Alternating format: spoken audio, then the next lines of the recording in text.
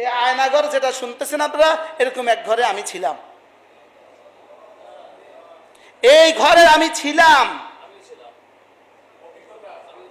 এর পাশে কারোর মুখ এত বড় হয়ে গেছে, তার দাড়ি এত বড় হয়ে গেছে, হাত ছিকেল, হাত বাঁধা, পা বাঁধা, চুলগুলো এত বড়, উকুন বায়া বায়া পড়তেছে, কিন্তু হাত দেওয়া তো সুযোগ নাই। আপনি যেই দেখবেন, তাকেই দেখবেন আপনি ভিন গ্রহের কোনো মানুষ, এটা কোনো মানুষ না।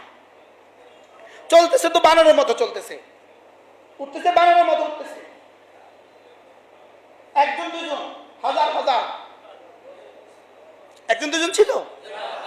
এদের সকলের আহের পুরস্কার রব জাতিকে দিয়েছেন, এদের সকলের কান্নার পুরস্কার রব জাতিকে দিয়েছেন, এদের সকলের কান্নার পুরস্কার রব জাতিকে দিয়েছেন।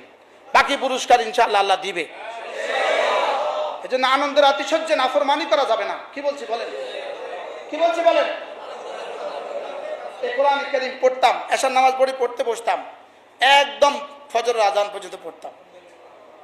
তো কারারক্ষীরা সামনে ঘুরতো, আয়সা চায়া থাকতো, হুজুর আপনি কি এটাকে ল্যাব বানিয়েছেন? ল্যাব বানিয়েছেন।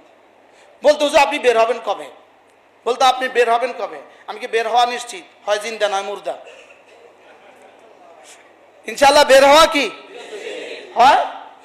হয় জিন্দা বের হবো, অথবা কি, অথবা মুর্দা বের হবো। শুধু মনে পড়তো সবচেয়ে বেশি যে আমার আব্বা জানে কি করে। আমার আব্বাকে আল্লাহ, আমার আব্বা বলতো আল্লাহ আমার হায়াত দাও যেন তার পতনটা দেখে যেতে পারি। কি আপনাদের সামনে আব্বা কাঁদছিল, আল্লাহ আব্বার কবরকে জান্নাতের টুকরো বানিয়ে দাও। আল্লাহ আপনার ফেরেশতাদেরকে বলে দেন যে আব্দুল কুদ্দুসের কবরে গিয়ে কয়া দাও পতন হয়েছে। আল্লাহ এটা কয়া দাও, দেয়